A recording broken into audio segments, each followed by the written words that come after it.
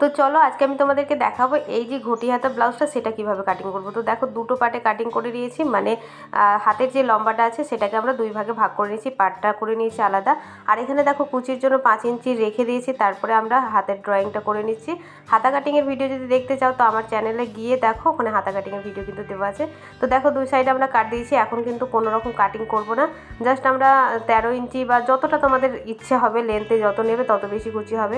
তো এইভাবে ছোটো ছোটো করে দুই সাইডে কিন্তু আমরা কুচিটা দিয়ে নিলাম, তারপরে কিন্তু হাতের যে শেপটা সেটা দিয়ে কাটিং করলাম। এবার দেখো লাইলিনের দিকে দিলাম, আর মেন ফেব্রিকের ওপরে দিয়ে দেখো আমরা এখানে পার্টটাকে এইভাবে বসিয়ে নেব, তাহলে কি আমাদের আন্ডারগাউন হয়ে যাবে। এবার দেখো আমাদের মুখটা বন্ধ করার জন্য এইভাবে দেখো কুচিটাকে ভেতর দিয়ে ভরে দিলাম, তারপরে লাইলিনটা আর যে পার্টটা আছে সেটাকেও এদিক থেকে আমরা বন্ধ করে দেবো।